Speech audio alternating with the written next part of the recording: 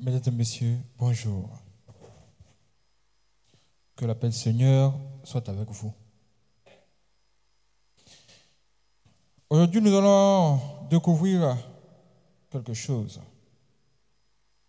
Et le thème, c'est une question. Et la question de ce matin, c'est: qui sont tes ennemis?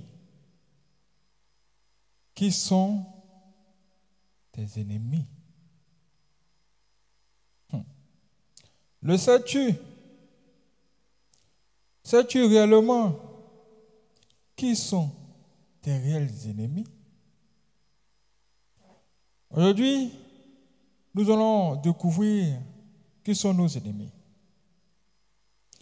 Ce que tu dois savoir pour commencer, c'est que tes ennemis sont tout ce que Dieu te dira qu'ils sont tes ennemis. C'est-à-dire, si Dieu lui-même te parle, il te dit que ton voisin c'est ton ennemi là, ce n'est pas à débattre. C'est ça. Ça veut dire que ce n'est pas une histoire, toi-même tu vas te lever, tu vas regarder le comportement de ton voisin, tu vas dire que lui là-même là, il est mauvais, hein? Non, c'est mon ennemi. Non.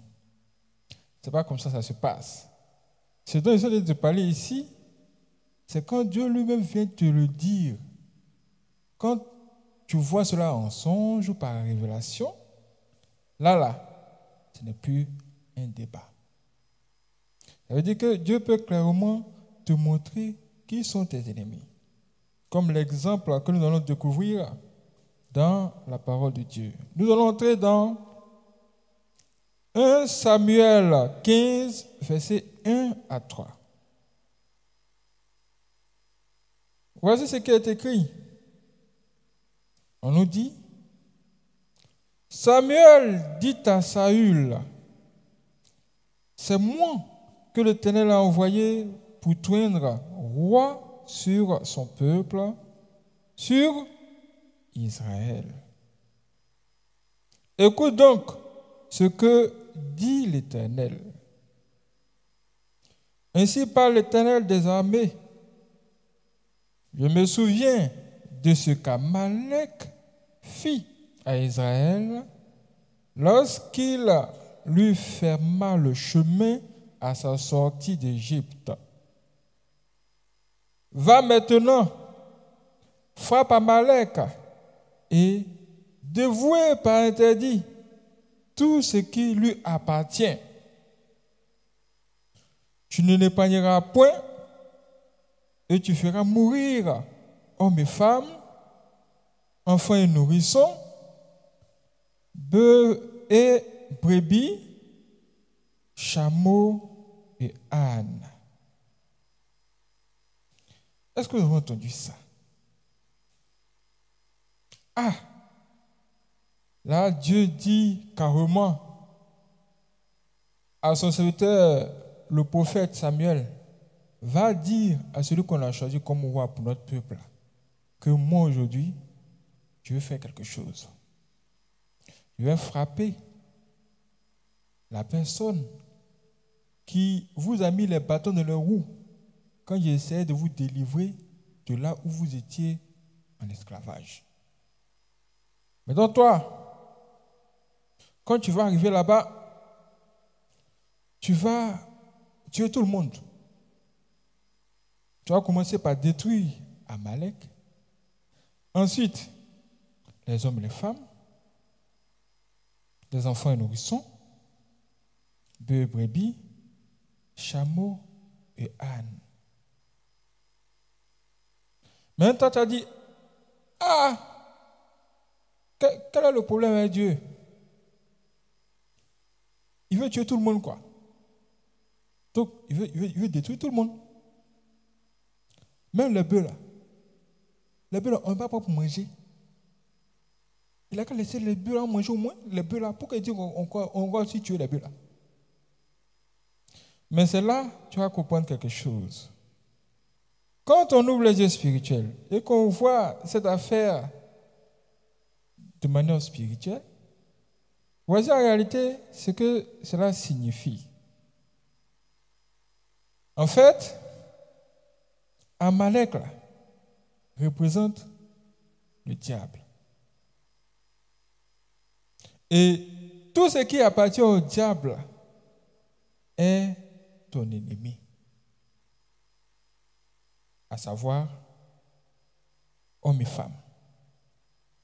C'est-à-dire que si dans le monde de la sorcellerie, là-bas, là, il y a les hommes et il y a les femmes, tout ce monde-là, qui sont dans le royaume du diable, sont tes ennemis. Vous voyez?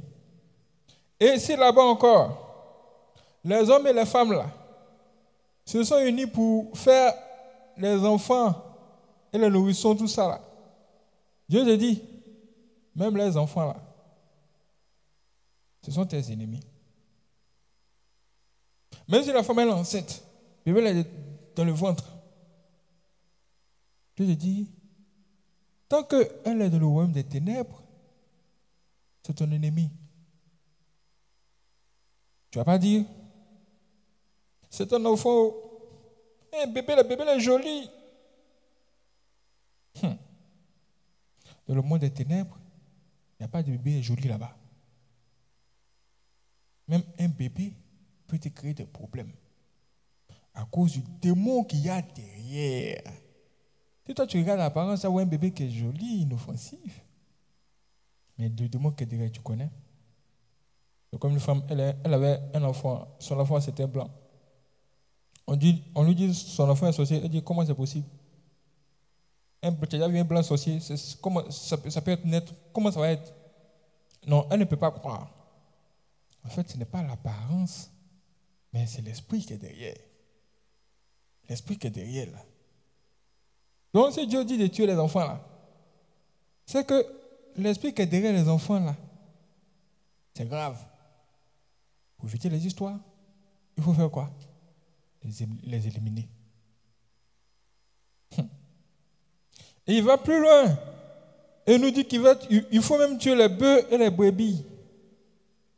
Les bœufs et les brebis. Pourquoi? Il dit quoi? Si tu vas dans le royaume des sorciers et tu vois bœufs, brebis là-bas, tu vois moutons, tu vois poulets, il faut tous les tuer. Il faut tous les tuer.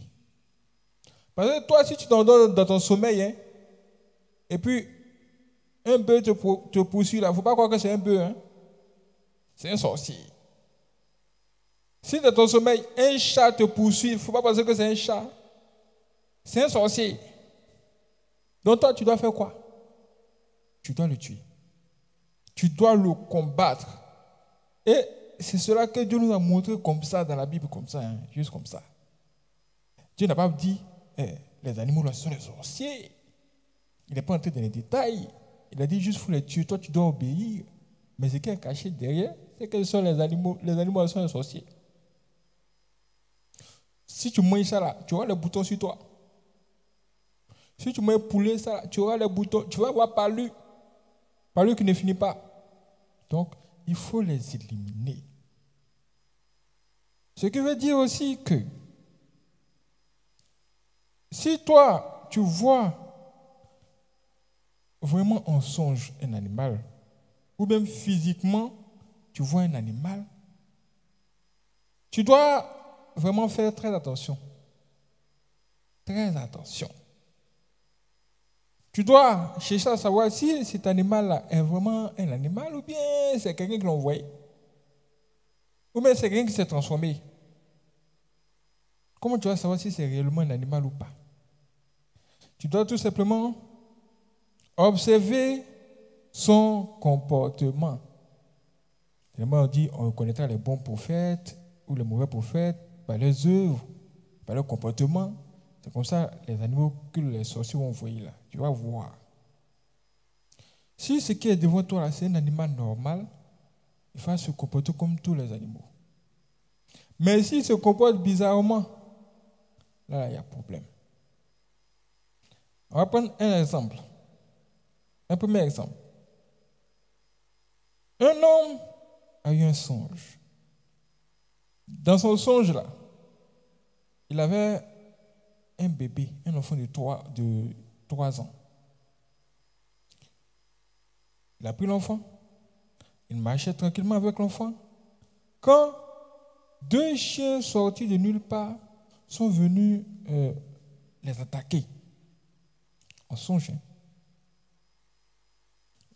Et lui, il a pris le premier chien, il a frappé au sol, il l'a écrasé. Mais le deuxième chien là, il a pu qu'attraper une de ses pattes. Et quand il a attrapé la patte du chien, le chien là a mordu le front du bébé là. Quand le chien là a mordu le front du bébé, c'est là que lui, il s'est réveillé. Maintenant, il se lève le matin. Tout le monde se réveille. Voici aussi, le bébé là aussi se réveille. Et il regarde le bébé, il voit une bosse sur son front. Exactement au même endroit où le chien là a mordu la nuit. Hey! Il demande à sa mère, que se passe-t-il?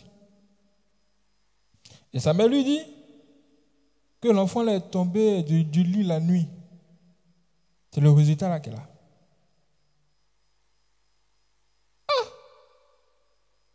Qu'est-ce que cela signifie? Même toi, si tu vois ça, est-ce que tu as pensé que c'est une coïncidence? Ça signifie quelque chose. Ça signifie quand même quelque chose. Les chiens là, ce sont les sorciers. Donc, si Dieu a montré ça là comme ça veut dire que les sorciers cherchent l'enfant là. Les sorciers là cherchent l'enfant là. Donc, les parents doivent faire quoi? Ils doivent se lever dans la prière. Dieu annonce d'avance ce qui arrive. Alors, le comportement de ces chiens-là, vous pouvez voir réellement que ce ne sont pas des chiens ordinaires. C'était des sorciers. Dans le deuxième cas, on voit un vieil homme. Le vieil homme, lui, il sort de la maison. Tout le matin, tout le monde sort, lui aussi il sort. Tout à coup, il entend un bruit dans sa baril d'eau là dehors. Il dit, mais qu'est-ce qui se passe là-bas? Il arrive, il ouvre, il voit 2 hiboux attachés. Ils ont mis corde rouge avec les trucs des féticheurs là, bien attachés comme ça. Hey! Ah! Ça c'est quoi? Il a appelé ses enfants, il dit, venez filmer, il y a affairage, venez filmer. Il vient, il filme. Le vieil homme regarde ça. Il dit que ça, là, ce n'est pas normal. Vous-même, vous voyez que ce n'est pas normal. C'est quelqu'un qui m'a envoyé ça. C'est quelqu'un qui m'a envoyé les problèmes. Ça, là, ce ne sont pas des animaux. Ce n'est pas du tout ordinaire. Aujourd'hui, là, nous, on va faire le retour à l'envoyeur. Donc, qu'est-ce que ce vieil homme a fait? Il a fait une prière. La prière du retour à l'envoyeur sur place. Pour que tous les malheurs que ses ennemis lui souhaitent là, soient renvoyés immédiatement. Voici pourquoi Dieu a demandé à son serviteur d'éliminer des gens jusqu'à même les animaux. En cette fin d'année, que Dieu retourne à l'envoyeur les flèches, les accidents et les malheurs que tes ennemis envoient contre toi. Et que la joie, la paix et le bonheur de Dieu soient ton partage. Que Dieu vous protège et qu'il vous bénisse.